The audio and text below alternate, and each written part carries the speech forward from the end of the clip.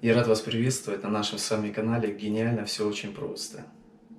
Сегодня я хотел бы с вами поговорить на тему инопланетный разум или разум Вселенной, потому что он очень многогранен, он очень обширный и, даже не побоюсь этого слова, непознаваемый, потому что нет предела познанию его. Каждый день человек, сущность, Вселенная узнает о себе что-то новенькое. Сама о себе она осознает. Люди здесь на Земле – это воплощение сознания. Сознание, которое проявляется в человеке с его рождением. Это сознание, оно было, есть и будет. А также это сознание смотрит на вас в данный период времени. Оно нескончаемое. Оно не начинающееся. Оно было всегда и всегда будет. Просто это сознание может принимать разные виды. Будь то мы как люди, инопланетяне разные, всевозможные, потому что существует очень много разных измерений. Даже когда мы засыпаем, мы уходим в другие измерения. Но люди называют это сном.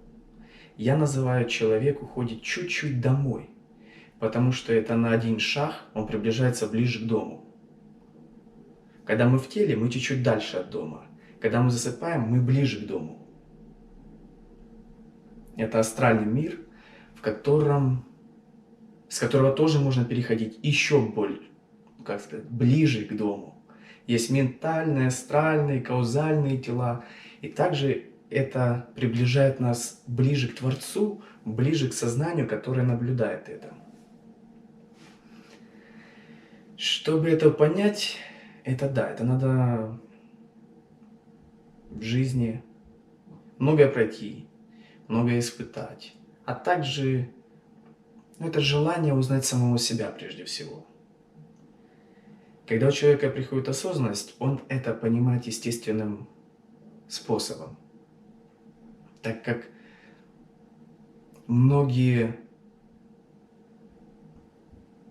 все иллюзии рушатся, желания уходят, и человек начинает мир воспринимать совсем по-другому. Не так, как он воспринимал его раньше.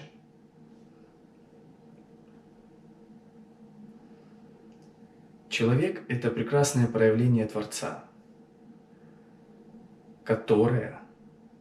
Творца – это сознание, которое вошло в это тело. Это сознание может быть, оно как матрешка, вы знаете. То есть, вот если прилетит сейчас инопланетянин, станет передо мной, это тоже будет сознание Творца. Если прилетят те инопланетяне, о которых те инопланетяне не знают, для которых другие цивилизации являются более, назовем это словом, высший разум, у которых технологии сумасшедшие и так далее. И они выглядят не так, как мы. И в них тоже присутствует разум Творца. Не меньше, не больше, чем ваше и мое. У нас здесь игра очень закрытая. Террариум, можно назвать так. Или аквариум. Кто как хочет, так пусть называет. Так как мы не контачим с другими цивилизациями, точнее, эти все цивилизации пребывают в телах людей. То есть это сознание, оно может поселяться в любом теле, в любой цивилизации, насколько это сознание может развиться само в себе. Это как искра, насколько она может разгореться и превратиться в огонь, как Творец. Это каждая душа, которая смотрит в данный момент на меня. Если у человека приходят знания, понимает Творца, он разгорается. Он превращается с маленькой искорки Творца. Он может превратиться в огонь, от которого будет исходить свет. Соответственно, чем больше огонь в человеке, это большее понимание, это осознание, что есть самый большой огонь, откуда все исходят и вся исходит. Искорке тяжело понять и осознать, что она огонь, но она им является. Почему? Потому что она не может разгореться, она не может показать всей своей силы, могущества. И она в себе сомневается, кто она, что она не верит в себя как в огонь, потому что она не может разгореться. Она упала не на плодородную почву. Если искорка падает на сено, огонь возгорается быстро. Если искорка падает на мокрое дерево, понадобится усилие и время, чтобы эта искорка разгорелась. Но когда она разгорится, она будет дольше гореть, чем та искра, которая упадет на благородную почву. И усилия она потратит больше, когда она упадет в мокрое дерево. У нее будет опыт. Если она уже разгорится, тогда ее уже точно никто не погасит. Потому что у этой искры большой опыт. Я метафорически так говорю, чтобы человек мог понимать ту идею, ту мысль и то сознание. И люди воплощаются на этой земле. Эти искорки уже были в других сознаниях, они были в инопланетных, в других цивилизациях.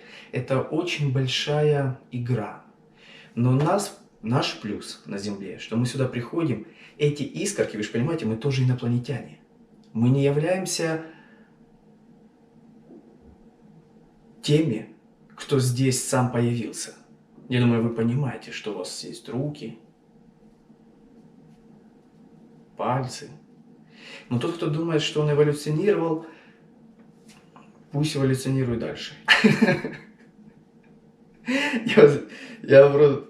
Кто думает, что он с обезьяны произошел, нехай, как говорят в народе, по-украински идет дальше. Туда же эволюционирует, там, куда-то. Надеюсь, вы видели собачек, которые сейчас может уже человек воплощать в жизнь. То есть выводить селекционно. Добавили генов, тех они маленькие становятся, такие уютненькие, там пушистые, с ушами, горбатыми. Надеюсь, вы осознаете, что они не эволюционировали. Их вывели. И они также живут. И они также существуют. Если вы думаете, что на Земле людей не выводят, то вы сильно недооцениваете наших властелинов Земли. Ну как это? У тебя есть власть, у тебя есть полностью все по твоим контролям. Неужели ты не будешь выводить людей? Ты людей нанял, тебе они там сделали, произвели одно, другим передал третье. Между собой знают только там последние 5 ученых, что они делают. А все остальные могут даже не знать, что они будут делать. Они сделали свою работу, тот материал забрали, перевели в другую лабораторию, третью, а те уже последние 3 доводят материал до конца. Людей выводят. И также людей вывели на планете Земля. Нас с вами сделали селекционно. Для чего, вы можете сказать? Для игры и посмотреть, как этот человек будет развиваться, как он будет себя вести. Но так или иначе за нами все ухаживают. Сейчас я даже могу сказать такое, что, не знаю, поймет ваш разум или нет. То есть в людях воплощаются даже те души, которые создавали это тело. Вот они создали такие тела, да? Они размножились, у них есть такие возможности, как аватар. И этот человек, который создал, он понравилась ему эта игра. Он смотрит, ну интересная игра, там у них правила свои. Это как над мышами опыты делают. То же самое над людьми. Мы вечные, помните это. Соответственно, если вы понимаете, что вы вечные, вы понимаете, что эта игра, это нормально. Это нормально. Если у нашей цивилизации будет развиваться и нам будет дан зеленый цвет, Так же само будет выводиться новые цивилизации, осваиваться другие пространства, будут выделять место там. Но людям будет подкидывать игры, у них уже планы эти есть. Многие здесь еще не научились, а уже на Луну летят. Там, или на Марс. Они уже там есть. Но это просто для нас не доходит эта информация, но оно и не надо. Почему оно не надо человеку? Человек должен научиться базе. Что такое база? Он должен созреть каждый огонь индивидуально, сам в себе. Когда этот огонь созреет, он тогда сможет понимать полноту и смысл игры. Почему это происходит, как, а это нормально, это ненормально. То есть для человека это придет естественным, для каждого индивидуально. Это придет естественным путем, это раскроется в ваших душах. Это, знаете, знания раскроются в вас. Окружающий мир будет служить как просто раздражитель сознания, чтобы ваши знания в вас проснулись. Оно так работает. Когда это вас проснется, вас уже не смогут, точнее, вы будете очень много чего понимать. Вами будет очень тяжело манипулировать, управлять. Это однозначно. Я продолжу с вами этот разговор в следующем видео. Спасибо, что были со мной. Всех люблю, уважаю. До новых встреч. С вами Михаил Федорович. Подписывайтесь на канал. Я вас всех люблю искренне.